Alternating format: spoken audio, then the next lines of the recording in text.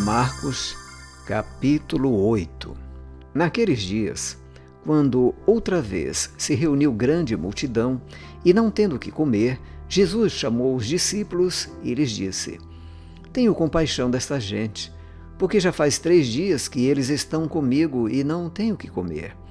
Se eu os mandar para casa em jejum, desfalecerão pelo caminho, e alguns deles vieram de longe. Mas os discípulos lhe responderam: Como poderá alguém saciá-los de pão neste deserto? Então Jesus perguntou: Quantos pães vocês têm?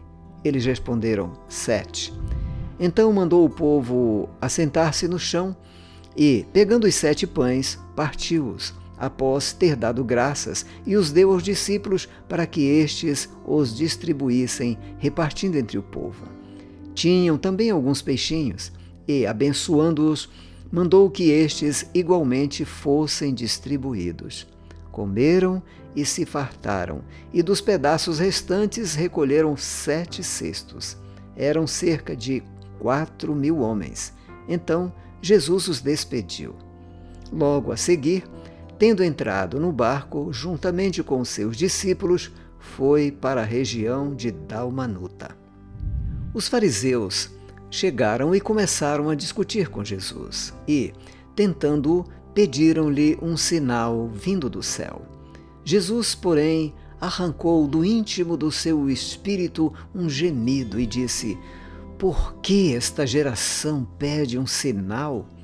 Em verdade lhes digo que nenhum sinal será dado a esta geração. E, deixando-os, tornou a embarcar e foi para o outro lado. Ora, os discípulos se esqueceram de levar pão e, no barco, não tinham consigo senão um só. Jesus os preveniu, dizendo: Fiquem atentos e tomem cuidado com o fermento dos fariseus e com o fermento de Herodes. E eles começaram a discutir entre si, dizendo: Ele diz isso porque não temos pão.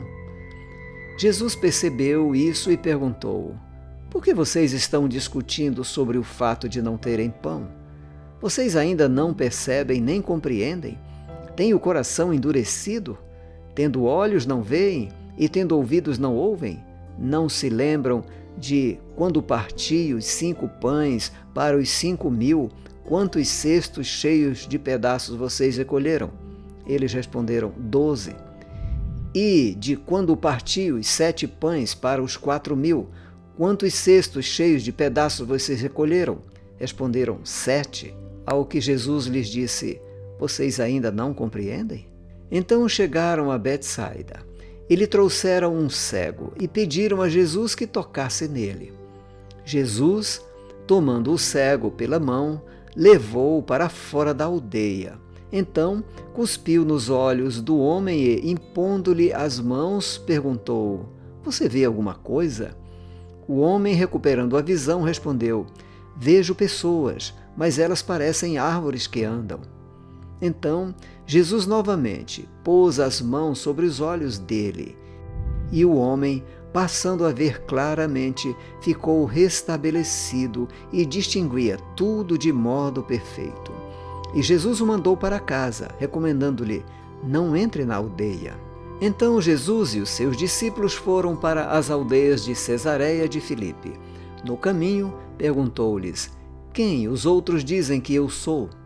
Os discípulos responderam: Uns dizem que é João Batista, outros dizem que é Elias, e ainda outros dizem que é um dos profetas.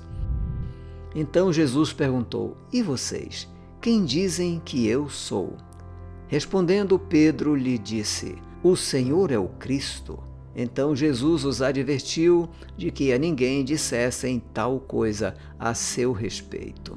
Então Jesus começou a ensinar-lhes que era necessário que o Filho do Homem sofresse muitas coisas, fosse rejeitado pelos anciãos, pelos principais sacerdotes e pelos escribas, fosse morto e que, depois de 3 dias, ressuscitasse.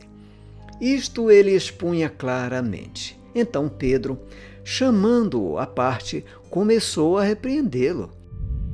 Mas Jesus, voltando-se e vendo os seus discípulos, repreendeu Pedro e disse: Saia da minha frente, Satanás, porque você não leva em consideração as coisas de Deus e sim a dos homens. Então, convocando a multidão e juntamente os seus discípulos, Jesus lhes disse: Se alguém quer vir após mim, negue a si mesmo, tome a sua cruz e siga-me. Pois quem quiser salvar a sua vida a perderá, e quem perder a vida por minha causa e por causa do Evangelho, esse a salvará. De que adianta uma pessoa ganhar o mundo inteiro e perder a sua alma?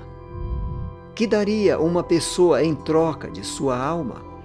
Pois quem, nesta geração adúltera e pecadora, se envergonhar de mim e das minhas palavras, também o Filho do Homem se envergonhará dele, quando vier na glória do seu Pai com os santos anjos.